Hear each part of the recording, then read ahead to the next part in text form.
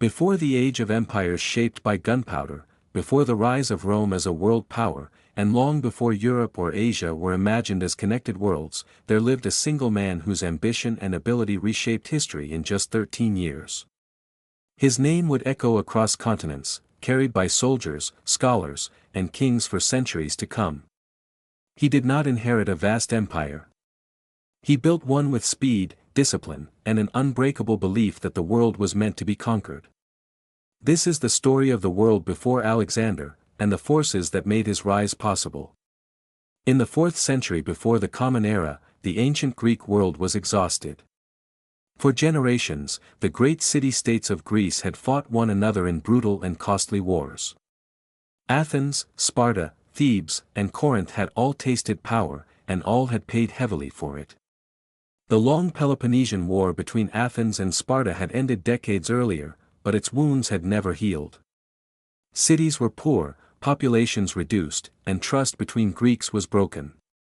Alliances shifted constantly, and no single city possessed the strength to unite Greece under lasting leadership. Greek warfare itself had reached a stalemate. Hoplite armies, built around citizen soldiers fighting in rigid formations, were effective but limited. Battles were decisive yet short, and wars dragged on for years without resolution. The old ideals of independent city-states had turned inward, feeding rivalry instead of unity. Greece, once vibrant and innovative, was divided, weakened, and vulnerable. To the north of Greece lay Macedon, a land the southern Greeks often looked down upon. Macedonians spoke a dialect of Greek and shared many customs, but they were considered rough, semi-barbaric, and politically unstable. Macedon had long been fractured by internal rivalries and external threats. Illyrian tribes raided from the west, Thracians pressed from the north, and Greek cities interfered whenever Macedonian kings appeared weak. Yet this overlooked kingdom possessed two crucial advantages. First, it had vast natural resources, including timber, horses, and gold mines.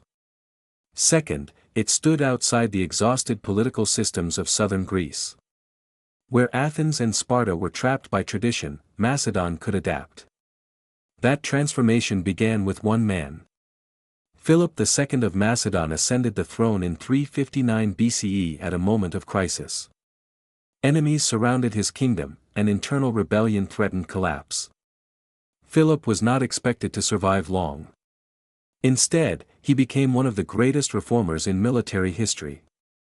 Philip had spent part of his youth as a hostage in Thebes, where he closely observed Greek warfare and tactics.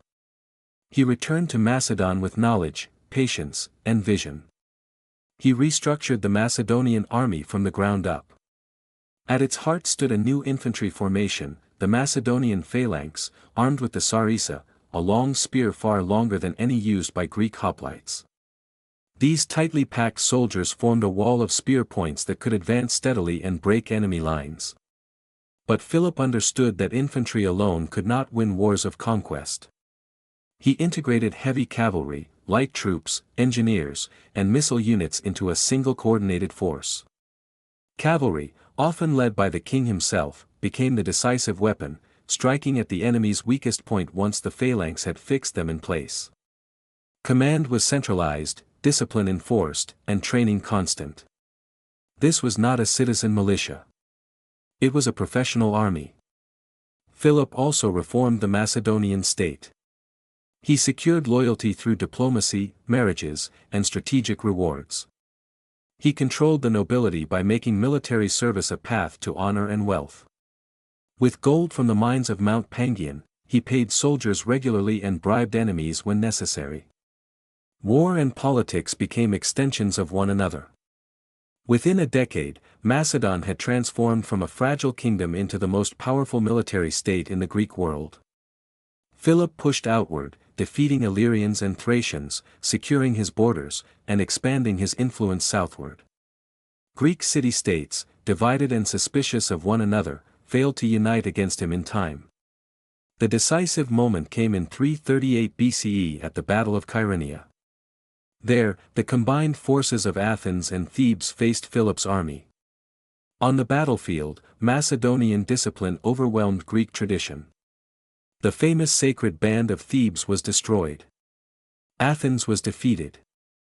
Greece was broken. Yet Philip did not destroy the Greek cities. Instead, he reshaped them. He established the League of Corinth, a political alliance that recognized Macedon as leader while preserving the appearance of Greek independence. Member states were forbidden from fighting one another and were bound to support Philip's future campaigns. For the first time in Greek history, the city-states were unified under a single authority. Philip's ambition did not stop at Greece. He planned a war against the Persian Empire, the vast and wealthy power that ruled Asia Minor, the Near East, and beyond. Persia had once invaded Greece and been repelled. Now, Philip envisioned a war of revenge and conquest, led by a united Greek force under Macedonian command. But fate intervened.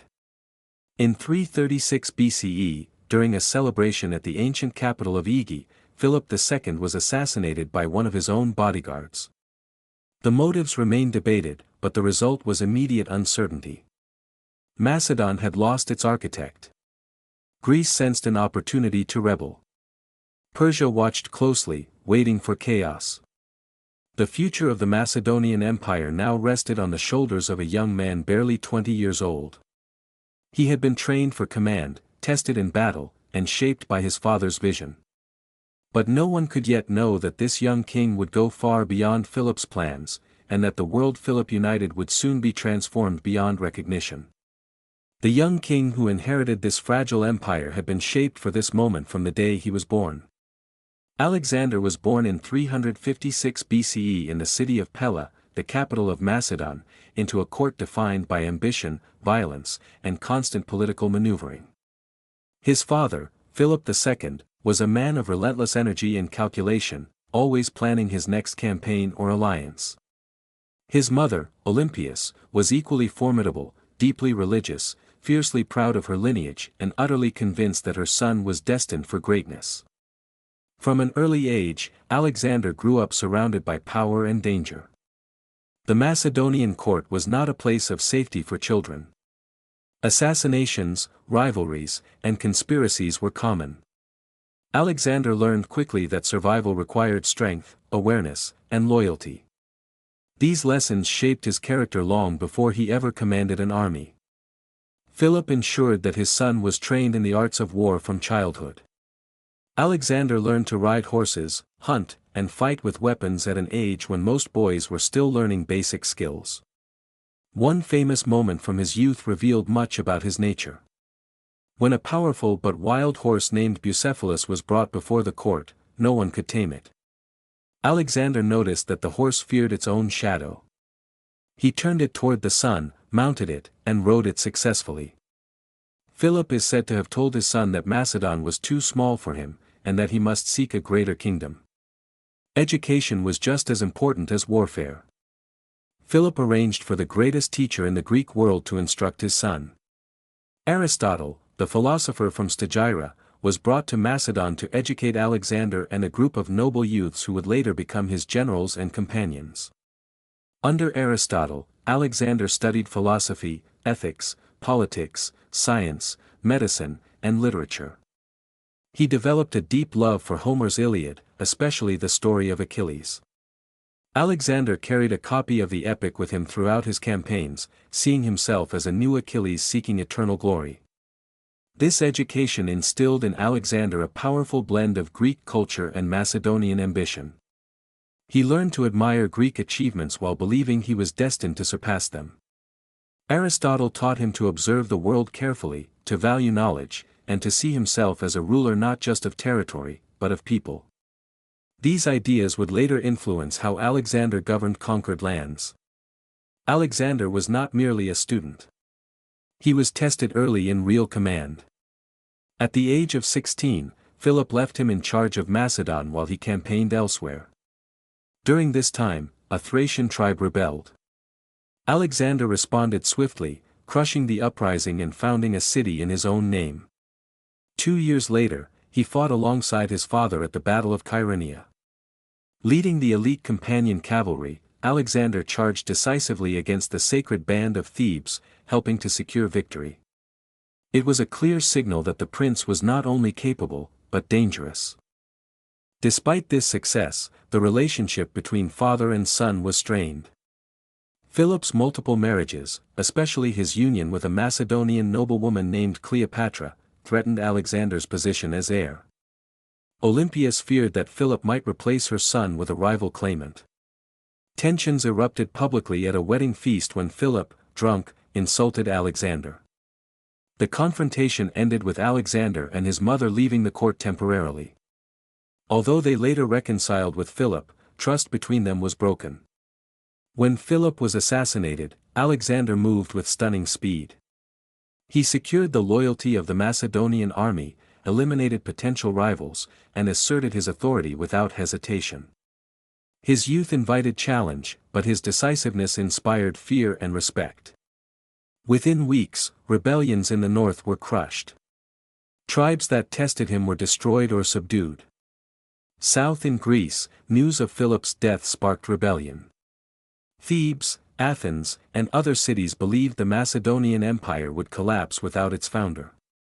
Alexander responded by marching south with his army at remarkable speed.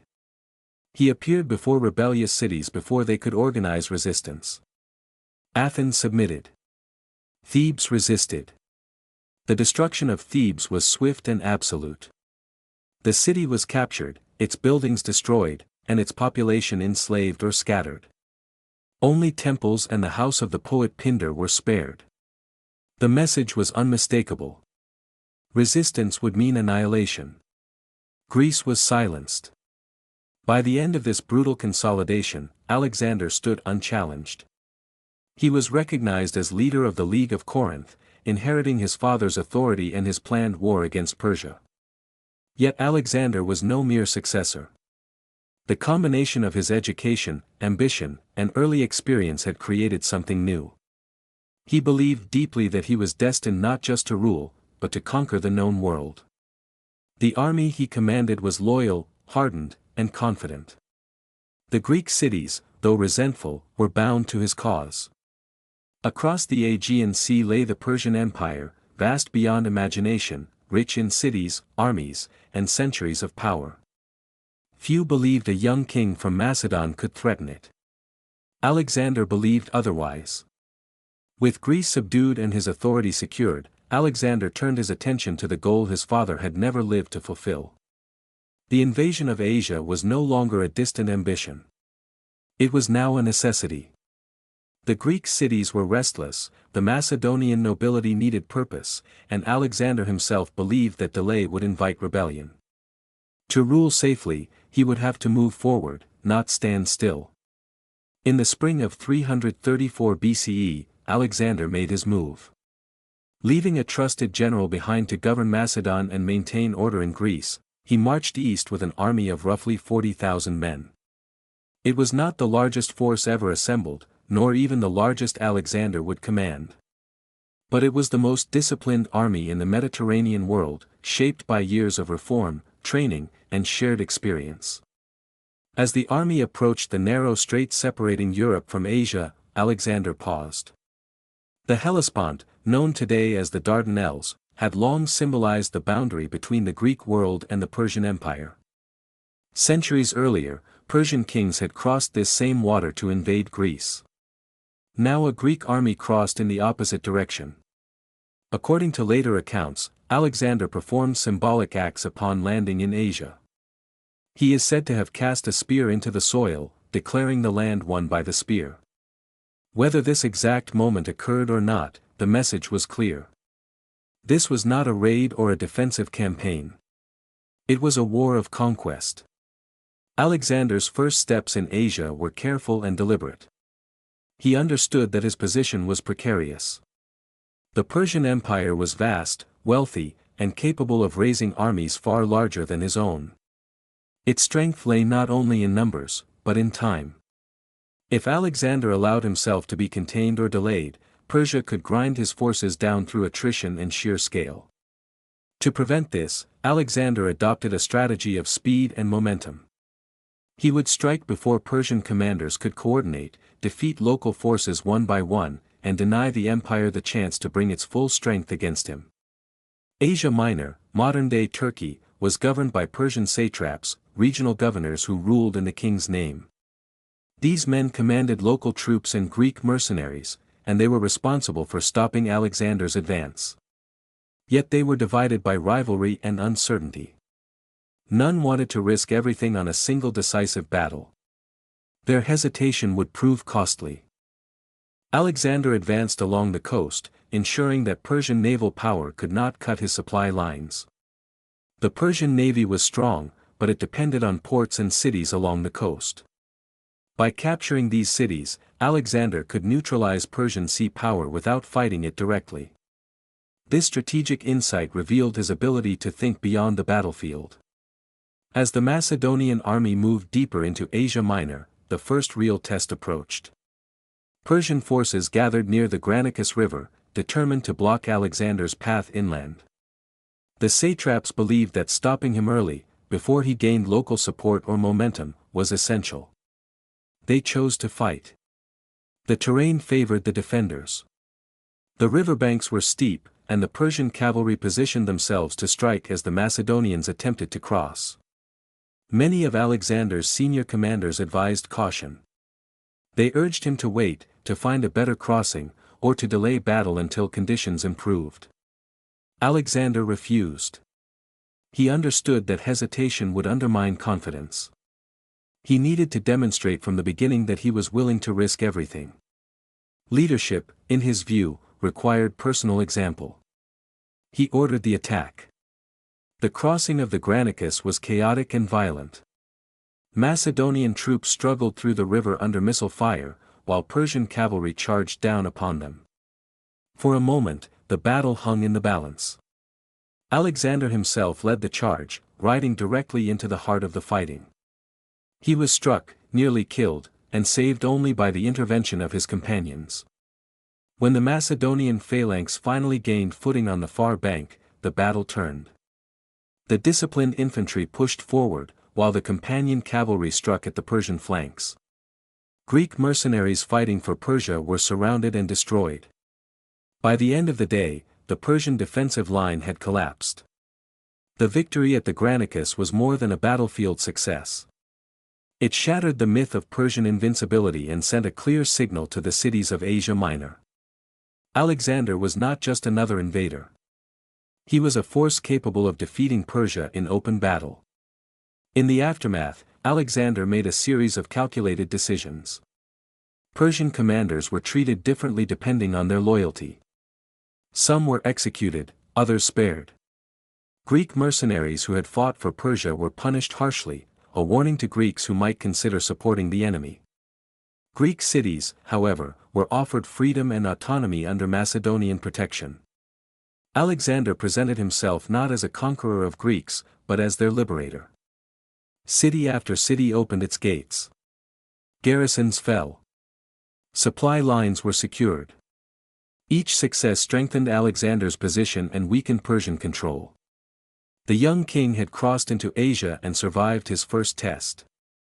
The path ahead would be far more dangerous, but the momentum was now his. Behind him lay Greece and Macedon, bound by fear and loyalty. Ahead lay an empire that had ruled the East for centuries. Alexander did not slow down. He believed that the only safe direction was forward.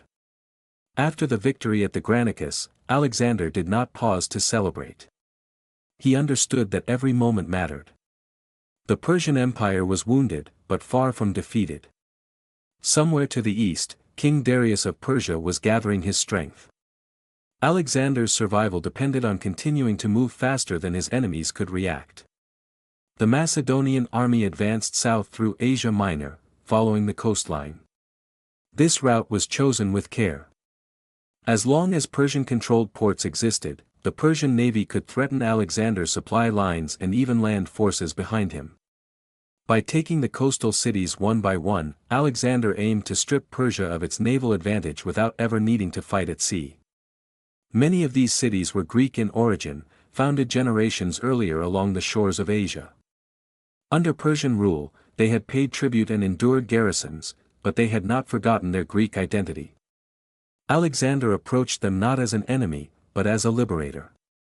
In city after city, he removed Persian officials, restored local governments, and proclaimed freedom from tribute. This policy won him allies, supplies, and legitimacy. Yet liberation did not always come peacefully. Some cities resisted, either out of loyalty to Persia or fear of Macedonian domination. In those cases, Alexander showed no mercy. He needed to establish a reputation that would discourage resistance elsewhere. The pattern became clear. Submission was rewarded with autonomy. Resistance was punished severely. As the campaign progressed, Alexander faced not only military challenges, but political ones as well. His army was deep in foreign territory. Reinforcements were limited. If he lost control, retreat would be difficult, if not impossible. To maintain loyalty, Alexander led from the front, sharing hardships with his men. He marched on foot when they marched, endured heat and hunger alongside them, and personally rewarded bravery. This bond between king and army would become one of his greatest strengths.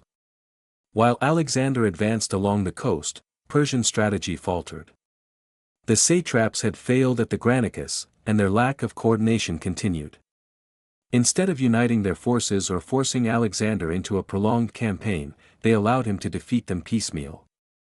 Persian naval power, once a threat, became irrelevant as its ports fell one after another. By late 334 BCE, much of Western Asia Minor was under Alexander's control. His army moved inland, crossing rugged terrain and mountain passes, securing supply routes and eliminating remaining pockets of resistance. Each step eastward pushed him further from safety, but also closer to his ultimate goal. Meanwhile, King Darius III could no longer ignore the threat. Unlike the regional governors Alexander had faced so far, Darius commanded the full resources of the Persian Empire. He began assembling a massive army drawn from across his domains. This was not a defensive force. It was meant to crush the Macedonian invasion in a single decisive blow. The meeting of these two leaders was inevitable. In the autumn of 333 BCE, Alexander learned that Darius was moving west with his army. Rather than waiting, Alexander advanced to meet him. The two forces approached each other near the narrow coastal plain close to the town of Issus. Geography would play a critical role. Darius had brought a vast army, but the narrow terrain limited his ability to deploy it effectively. When the armies finally met, the contrast was striking. Darius stood at the center of a grand host, surrounded by guards and nobles. His army was large, diverse, and impressive, but uneven in quality. Alexander's force was smaller, but unified, disciplined, and led by a commander who thrived on decisive action. The battle began with the advance of the Macedonian phalanx, pushing against the Persian center. Fighting was fierce and confused. The narrow space compressed both armies, and the clash became brutal and personal. Alexander waited for the moment he had trained for. Then, seeing an opening, he led his cavalry directly toward the Persian center. The charge was swift and violent. Alexander drove straight at Darius himself, cutting through the Persian line. Faced with the sudden collapse of his center and fearing capture, Darius fled the battlefield. His departure shattered Persian morale. What had been a massive army dissolved into chaos. The Battle of Issus was a decisive victory. Alexander had not only defeated the Persian king in open battle, but forced him to flee. The psychological impact was enormous. For the first time, the ruler of the greatest empire on earth had turned his back and run from a Macedonian king barely in his 20s. In the aftermath, Alexander captured Darius's family, including his mother, wife, and children. He treated them with respect, ensuring their safety and dignity. This act was both genuine and strategic. It presented Alexander as a noble ruler rather than a brutal conqueror, and it contrasted sharply with Persian expectations of revenge and cruelty. Issus changed the course of the war. The western half of the Persian Empire lay exposed. Cities that had hesitated now reconsidered. Alexander, however, did not rush east in pursuit of Darius. Instead, he made a deliberate decision that revealed his long-term thinking. Before he could strike at the heart of Persia, he needed to secure the eastern Mediterranean. As long as Persian fleets could operate freely, his rear remained vulnerable. So Alexander turned south, toward the great fortified cities of the Levant. These would test not just his army, but his patience. The war was no longer about survival alone. It was becoming a struggle for control of the known world, and Alexander intended to shape it on his own terms. Alexander's decision to turn south rather than pursue Darius surprised many of his officers. To them, the Persian king's flight seemed like an opportunity to end the war quickly. But Alexander understood something they did not. Battles could be won in a day, but empires were lost through neglect.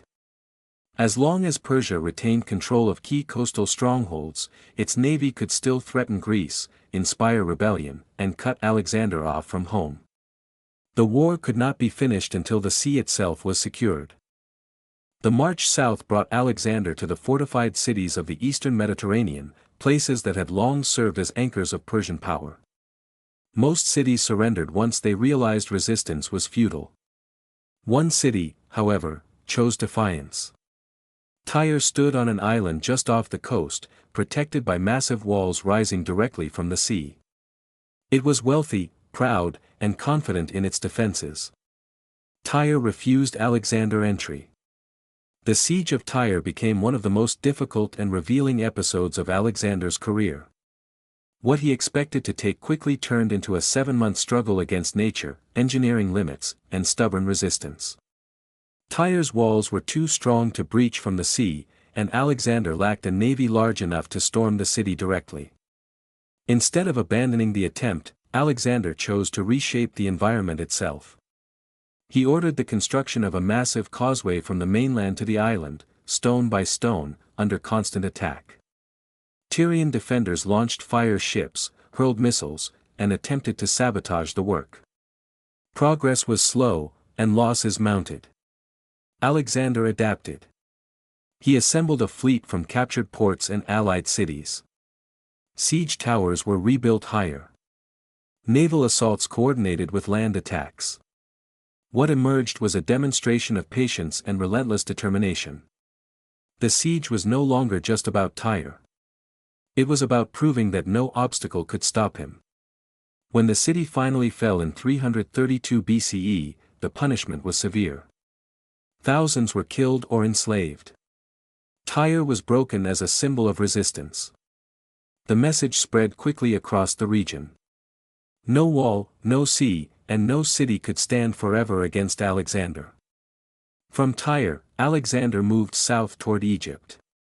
Gaza resisted and suffered a similar fate after a brutal siege. Once again, resistance ended in destruction. By the time Alexander reached the borders of Egypt, opposition had largely vanished. Egypt was different.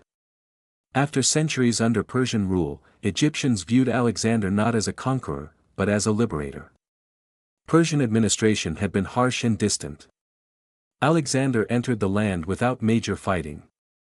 He honored local traditions, respected temples, and presented himself as a rightful ruler rather than an occupying force. During his time in Egypt, Alexander founded a new city at the mouth of the Nile. It would bear his name and become one of the greatest centers of culture and learning in the ancient world. Alexandria was designed as a Greek city, but open to the peoples of many lands, reflecting Alexander's growing vision of a blended empire.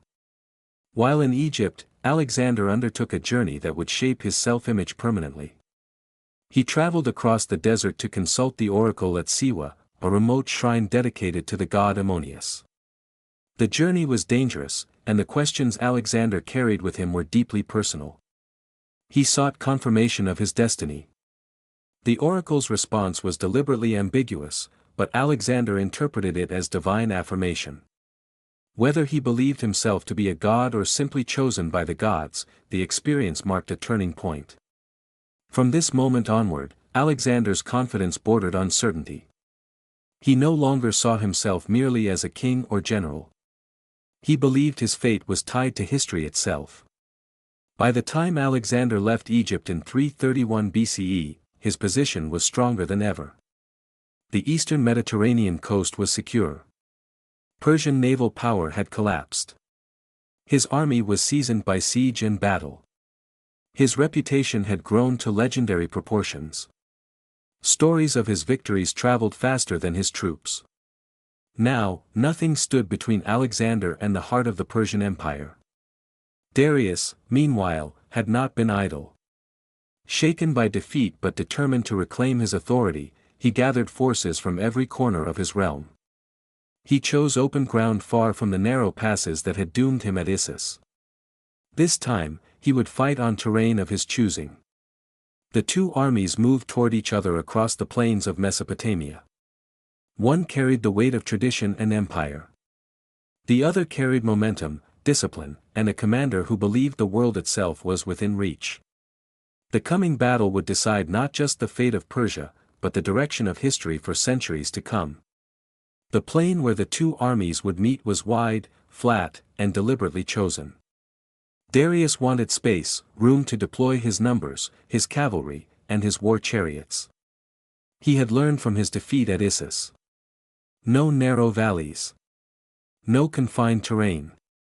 This time, the Persian Empire would confront Alexander on open ground, where size and spectacle could finally be brought to bear.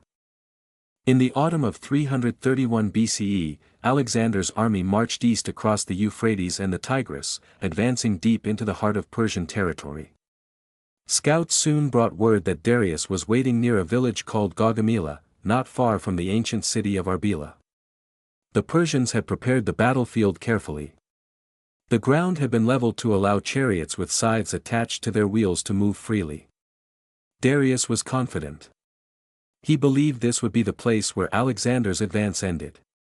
The Persian army was immense, drawn from every corner of the empire. There were Medes, Persians, Bactrians, Scythians, Indians, and countless others, each bringing their own weapons and fighting styles. Estimates of Persian numbers vary widely, but it was clear that Alexander was outnumbered many times over. Facing them was a Macedonian force of roughly 47,000 men, tired from years of campaigning but hardened by constant war. On the night before the battle, Alexander did something that astonished his officers. While the Persian camp remained awake, filled with noise and movement, Alexander slept peacefully. When questioned later, he is said to have replied that there was no need for worry, as the enemy had already made their intentions clear. Whether true or not, the story captured something essential about his confidence. He trusted his plan, his army, and himself. At dawn, Alexander addressed his troops. He did not promise wealth or easy victory. He reminded them of how far they had come, of the battles they had already won against impossible odds. He spoke of honor, of unity, and of the moment that lay before them. For many soldiers, this was not just another battle. It was the culmination of years of marching, fighting, and surviving far from home. The battle began with careful maneuvering. Alexander refused to rush forward blindly. Instead, he angled his army to the right, drawing Persian cavalry away from their prepared ground. Darius responded by extending his own line, attempting to encircle the Macedonians. As both armies shifted, gaps began to appear in the Persian formation. This was what Alexander had been waiting for. When the Persian chariots charged, the Macedonian infantry opened lanes, allowing them to pass harmlessly through before striking from the sides. Light troops swarmed the chariots, neutralizing them before they could cause serious damage.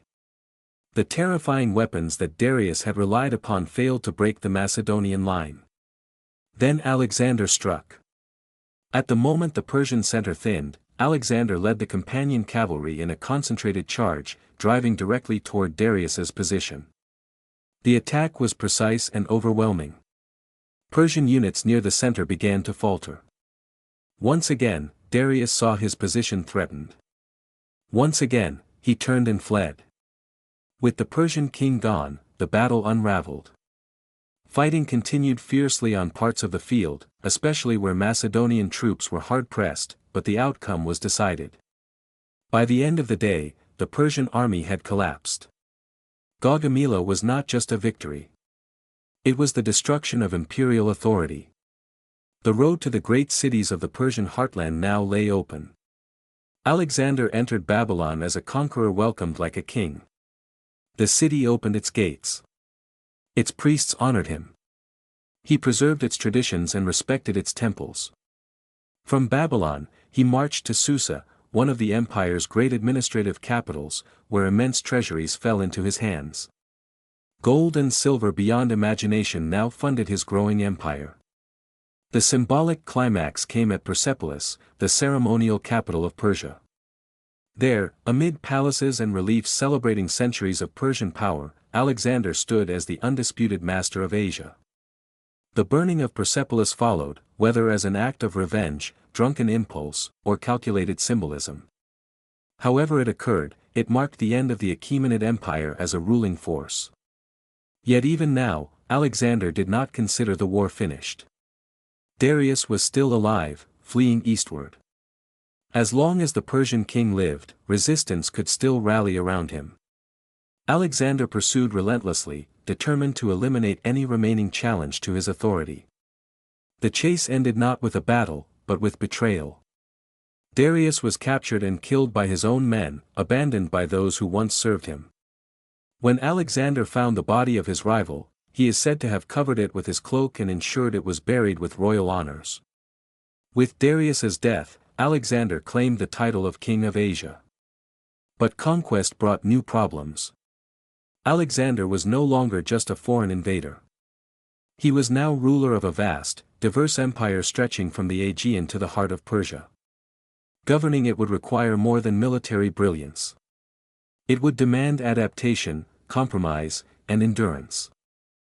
The war was changing. And so was Alexander. Victory over Persia did not bring peace. Instead, it marked the beginning of a far more difficult phase of Alexander's life. He now ruled lands he barely understood, peoples who did not share his language or customs, and an empire held together by the force of his personality and the loyalty of his army. Conquest had been swift. Control would be slow and painful. As Alexander moved east into the former Persian provinces of Bactria and Sogdiana, he encountered a kind of war he had never faced before. These regions, stretching across modern Afghanistan and Central Asia, were harsh and mountainous. The people who lived there were fierce, independent, and skilled in guerrilla warfare. They did not gather in large armies to be defeated in open battle. They melted into the landscape, striking supply lines and vanishing into deserts and hills. For the first time, Alexander's speed worked against him. The enemy would not stand and fight. Victory could not be achieved in a single decisive battle. Instead, Alexander was forced into a long, exhausting campaign of sieges, marches, and counterinsurgency. Months turned into years. Casualties mounted. Morale began to strain.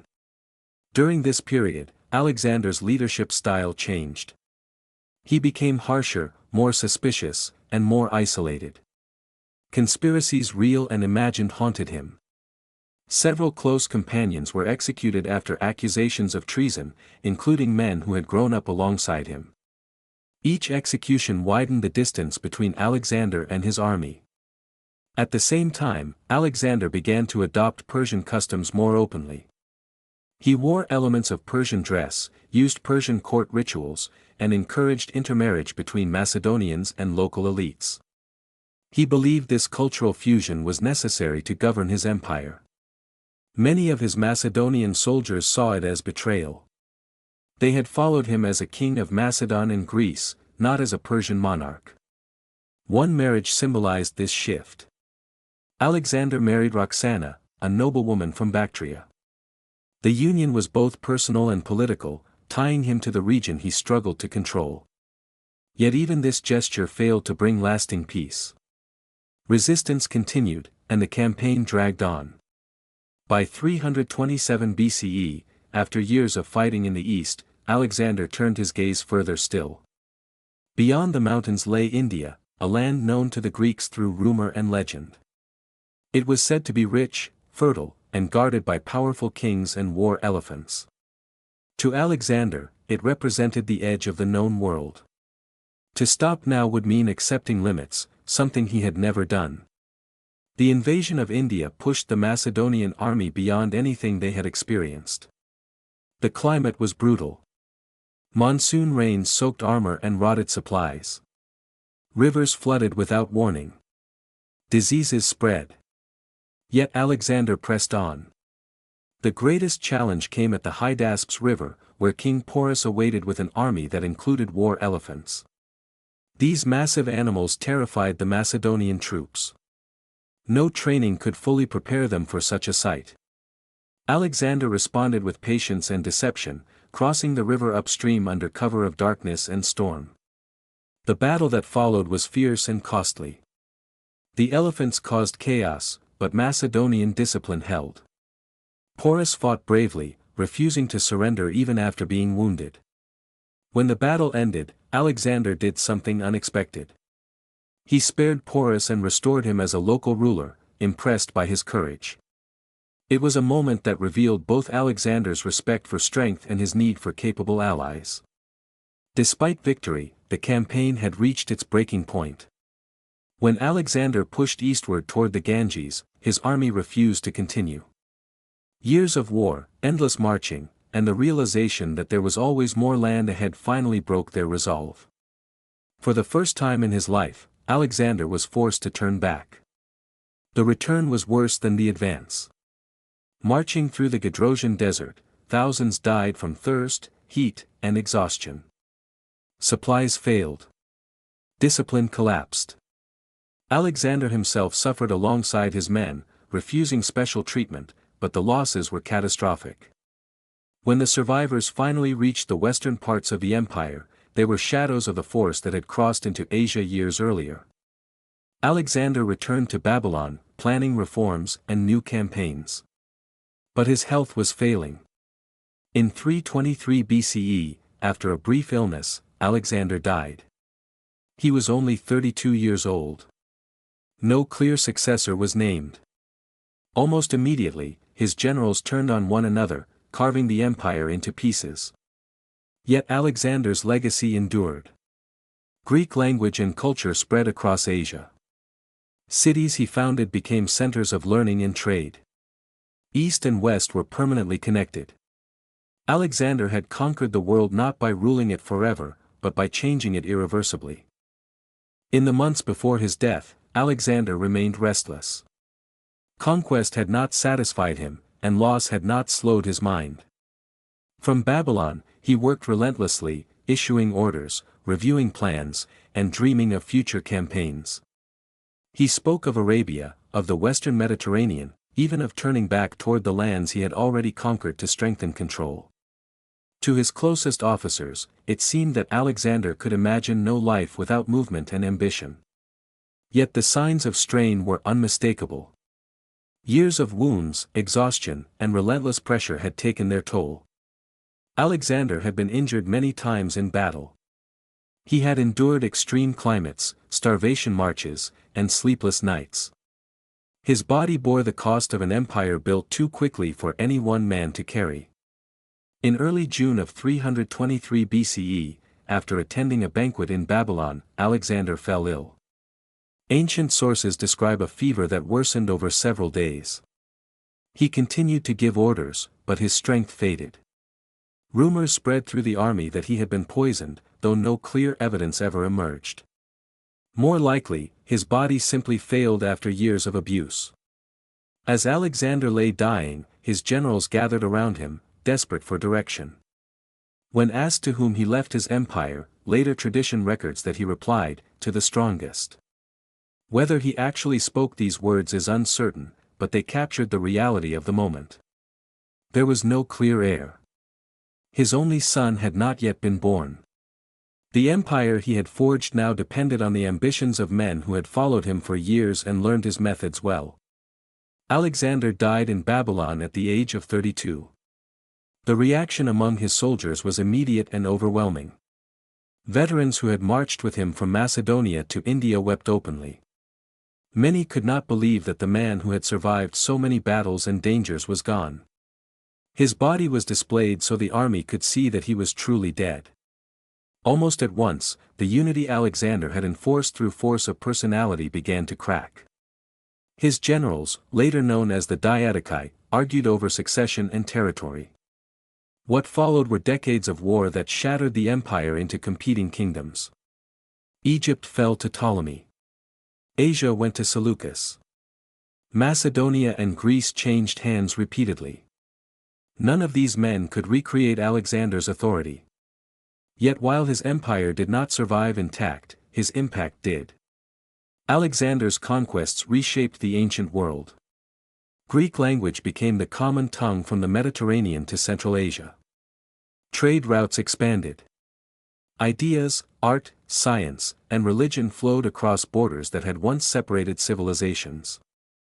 The age that followed, known as the Hellenistic period, produced advances in mathematics, astronomy, medicine, and philosophy that would shape the foundations of later civilizations. Cities founded by Alexander became lasting centers of culture. Alexandria in Egypt grew into one of the greatest cities of the ancient world, home to scholars, libraries, and innovation. Other Alexandrias dotted the map, serving as anchors of Greek culture in foreign lands. Alexander himself became a legend almost immediately. Stories of his deeds were retold and embellished. He was admired by Roman generals, medieval kings, and modern strategists. Some saw him as a hero, others as a destroyer. In truth, he was both. He brought suffering and death to countless people, but he also connected worlds that had never truly known one another. What made Alexander unique was not just what he conquered, but how he changed the idea of conquest itself. He did not rule from a distant capital while remaining separate from his subjects. He marched with his army. He adopted local customs. He attempted, however imperfectly, to build a shared world rather than a simple occupation. His life burned brightly and briefly. In just over a decade, he created an empire larger than any the world had seen. In death, he left behind a legacy that no empire could contain. Alexander did not conquer the world and hold it forever. He conquered it in such a way that it would never be the same again. After Alexander's death, the world he had forged entered a long and violent aftershock. The generals who had once sworn loyalty to a single king now stood as rivals, each claiming to act in the name of Alexander while pursuing his own ambition. The empire had been built around one man, and without him, its foundations began to fracture almost immediately. In Babylon, the question of succession exposed the truth that Alexander had postponed but never resolved. His half-brother was mentally unfit to rule, and his son by Roxana had not yet been born. Power was divided temporarily, but trust was absent. Armies followed generals, not ideals. What began as uneasy cooperation soon turned into open conflict. These wars, later known as the Wars of the Successors, reshaped Alexander's empire into new kingdoms. Egypt became an independent realm under one of Alexander's closest companions, who ruled as a pharaoh while preserving Greek culture. In Asia, another general carved out a vast territory stretching from the eastern Mediterranean toward the borders of India. Macedonia and Greece passed through multiple hands, never regaining the unity Alexander had imposed. The fighting was brutal and prolonged. Former brothers-in-arms turned against each other. Cities were besieged, populations displaced, and entire regions destabilized. Yet even amid this chaos, the world Alexander created continued to function in important ways.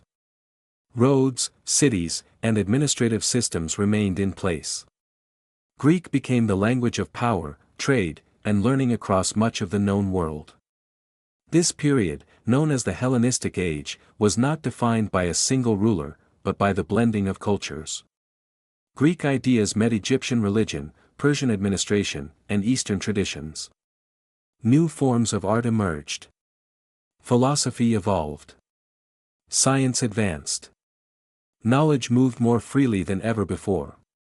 Alexander had not planned all of this. Much of it unfolded beyond his control. But it was the result of his actions. By breaking the old empires and refusing to rule as a distant conqueror, he forced civilizations into contact. Some of that contact was violent. Some of it was creative. All of it changed history. The question of who Alexander truly was has been debated for more than 2,000 years. To some, he was a hero without equal, a brilliant commander who never lost a battle and inspired absolute loyalty. To others, he was reckless, driven by ego, responsible for immense suffering and destruction. Both views contain truth. Alexander showed extraordinary courage, often leading charges himself and risking his life where others would not. He shared hardships with his soldiers and rewarded loyalty generously. At the same time, he could be ruthless, destroying cities and ordering executions to enforce obedience. As his power grew, so did his intolerance for dissent. He was shaped by the world that raised him. Ancient warfare was unforgiving, and mercy was often seen as weakness. Alexander ruled in an age where empire was measured by conquest, not restraint. Judging him by modern standards misses the reality of his time, yet understanding the cost of his ambition is essential. What remains remarkable is not just how much Alexander conquered, but how quickly he did it. In little more than a decade, he overthrew the greatest empire of the age, marched his army across thousands of miles, and stood at the edge of the known world. Few leaders before or since have matched that pace. Just as striking is how short his life was. Alexander achieved more before the age of 33 than most rulers could accomplish in a lifetime. His death froze him in history, young, victorious, and unfinished. Had he lived longer, his empire might have stabilized, or it might have collapsed under its own weight. History never gave him the chance. Instead, Alexander became something larger than a king. He became an idea. A symbol of ambition without limits. A reminder of how far human will, discipline, and belief can carry a single person. At the same time, he became a warning about the fragility of power built around one man. Centuries later, Roman generals studied his campaigns. Medieval kings claimed descent from him. Scholars traced the spread of ideas back to his cities and roads. Even today, his name remains inseparable from the concept of conquest itself. Alexander did not merely defeat enemies. He erased boundaries. He connected continents. He forced civilizations to confront one another, sometimes violently, sometimes creatively. The world that followed him was more connected, more complex, and forever changed. His empire did not survive, but his impact did. Long after his body was laid to rest, the echoes of his march continued to shape history. Alexander the Great conquered the world not by ruling it forever, but by setting it in motion in a way that could never be undone. Alexander's military legacy deserves careful reflection, because it did not rest on numbers alone. He rarely fought with the largest army, and he often marched into enemy territory with dangerously thin margins. What made his conquests possible was a combination of discipline, adaptability, and leadership that transformed how wars were fought. At the center of his success stood the Macedonian army itself. It was not simply a tool Alexander inherited. It was a system refined through constant use. The infantry phalanx provided stability and pressure, advancing steadily and holding ground even under extreme stress. The cavalry delivered speed and shock, striking where the enemy was weakest. Light troops, archers, engineers, and scouts worked together as parts of a single organism. This coordination allowed Alexander to fight different kinds of enemies across deserts, mountains, rivers, and cities. Just as important was Alexander's presence on the battlefield. He did not command from safety. He led charges, fought in the front ranks, and exposed himself to danger repeatedly. This created a bond of trust with his soldiers. They believed he would never ask them to face risks he would not share. In an age when kings often remained distant, this behavior was extraordinary. Alexander also understood psychology. He knew when to show mercy and when to show cruelty. Cities that surrendered were treated with respect, allowed to govern themselves, and protected from harm. Cities that resisted were destroyed. This pattern reduced resistance over time. Fear and hope became weapons as effective as swords and spears. Yet Alexander's greatest strength was also his greatest weakness. His empire depended on his personal authority. He ruled through presence, charisma, and momentum. When he moved, the empire moved with him. When he stopped, cracks began to form. There were few strong institutions capable of surviving without him. Alexander attempted to solve this problem through cultural fusion. He encouraged Greeks and Macedonians to marry local women. He recruited Persians into his army. He adopted aspects of Persian administration and court ritual. His vision was not simply domination, but integration. He imagined a ruling class drawn from many peoples, united by loyalty to him and shared culture. This vision was ahead of its time, and deeply unpopular with many of his followers. Macedonian soldiers resented what they saw as favoritism toward foreigners. Greek elites feared losing their privileged position. Local populations remained wary of foreign rule. Alexander pushed forward regardless, convinced that history demanded change. His death ended this experiment before it could fully succeed or fail. The generals who followed him lacked either the desire or the ability to maintain his vision of unity. They ruled as kings of separate realms, not as stewards of a shared world.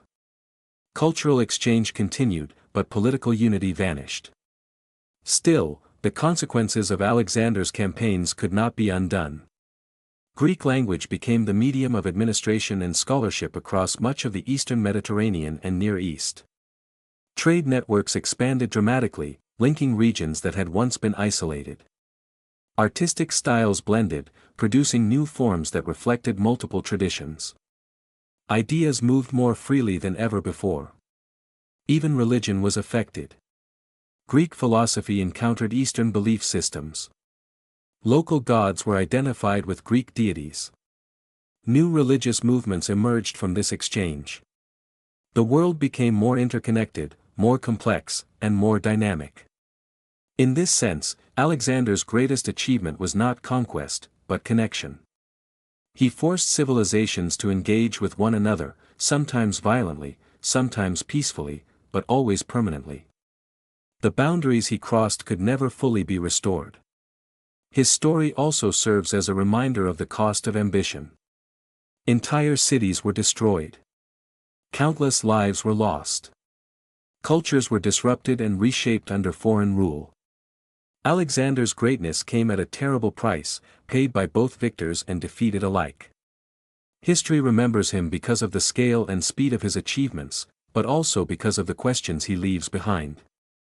Can a single individual truly change the world? Is unity through conquest sustainable? Does greatness excuse suffering?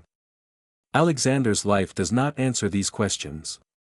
It forces us to confront them. More than 2,000 years after his death, Alexander the Great remains one of history's most compelling figures. He stands at the meeting point of myth and reality, admired and criticized in equal measure. His empire fell apart, but the world he created endured. He crossed continents with an army that believed in him. He challenged empires that had ruled for centuries. He pushed human ambition to its limits and beyond. And in doing so, he ensured that history would never again be divided as it once had been. Alexander's march changed the direction of civilization. The echoes of his footsteps can still be heard in the languages spoken, the cities built, and the ideas exchanged across the world he once conquered. Alexander's story endures because it speaks to something fundamental in human history. It is not only a record of battles and victories, but a study of ambition taken to its furthest edge. He began as a king of a small, often disrespected kingdom. He ended as the ruler of land stretching from Greece to the frontiers of India. No other individual before him had unified such a vast and diverse territory through sheer force of will and speed. Yet Alexander's world was never truly stable. Even at the height of his power, rebellion simmered beneath the surface. His presence held the empire together, not shared identity or lasting institutions. Wherever he went, order followed. Wherever he left, uncertainty grew. This dependence on one man explains both the brilliance of his rise and the fragility of his legacy. What makes Alexander unique is that he never ruled as a distant monarch. He was always moving, always pushing forward, always demanding more of himself and his followers. He refused to accept limits imposed by geography, tradition, or expectation. Rivers, deserts, mountains, and empires were all obstacles to be crossed, not boundaries to be respected. This relentless forward motion shaped the psychology of his army. His soldiers became accustomed to victory, to overcoming odds that once seemed impossible. At the same time, they were slowly worn down by endless campaigning. Loyalty was built through shared suffering, but exhaustion accumulated year after year. When the army finally refused to march further in India, it was not cowardice. It was the breaking point of human endurance. Alexander's refusal to turn back earlier reveals something essential about him. He did not conquer to secure safety or comfort. He conquered because movement itself had become his purpose. Stopping meant facing questions he had avoided since youth. Who was he without war? What came after victory? How could a man who defined himself through conquest learn to rule peacefully? In many ways, Alexander never found those answers. His final years were filled with planning rather than consolidation. Even as his body weakened, his imagination ranged outward. New campaigns replaced old ones. The world was never enough. Yet history does not measure him only by what he failed to do. His campaigns permanently altered the course of civilizations. Before Alexander, the Mediterranean and Near Eastern worlds were divided by long-standing political and cultural barriers. After him, those barriers weakened. Trade expanded. Languages spread. Knowledge moved across regions that had once been isolated from one another. The spread of Greek culture did not erase local traditions, but it changed them. In art, architecture, and thought, new forms emerged that blended Greek and Eastern influences. Philosophers debated in cities far from Greece. Scientists worked in multicultural centers of learning. Religious ideas crossed borders, merging and transforming in unexpected ways. This interconnected world laid foundations for later empires, including Rome. Roman generals admired Alexander, studied his tactics, and sought to emulate his legacy. Even when Rome conquered the Hellenistic kingdoms, it inherited much of the cultural world Alexander had helped create. Alexander's life also reminds us that greatness often carries contradiction. He was capable of mercy and brutality, curiosity and suspicion, vision and recklessness. He could respect foreign customs while destroying cities that resisted him. He sought unity while ruling through fear. These contradictions are not flaws added by later storytellers. They were present in the man himself. Understanding Alexander means accepting complexity. He was neither a simple hero nor a simple villain. He was a product of his time, shaped by a violent world that rewarded strength and punished hesitation. At the same time, he pushed beyond the expectations of that world, imagining an empire that crossed cultural boundaries rather than reinforcing them. His death froze his image in youth and victory. There was no long decline, no quiet old age, no gradual fading into obscurity. Alexander remains forever 32, undefeated in battle, standing at the edge of the known world. That image has fueled legend for more than 2,000 years. In the end, Alexander the Great did not conquer the world by ruling it forever. He conquered it by changing how the world understood power, ambition, and possibility. He showed how far discipline, leadership, and belief could carry a single individual. He also showed the cost of pushing beyond human limits. The world he left behind was more connected, more volatile, and more dynamic than the one he inherited. Borders shifted. Ideas traveled. History accelerated. Even after his empire fell apart, the movement he set in motion continued. Alexander's march across continents was brief in years but vast in consequence. Long after the sound of his armies faded, the pathways he opened remained. In language, culture, trade, and memory, his shadow stretched across centuries. That is how Alexander the Great conquered the world. Not by holding it forever, but by transforming it in ways that could never be undone.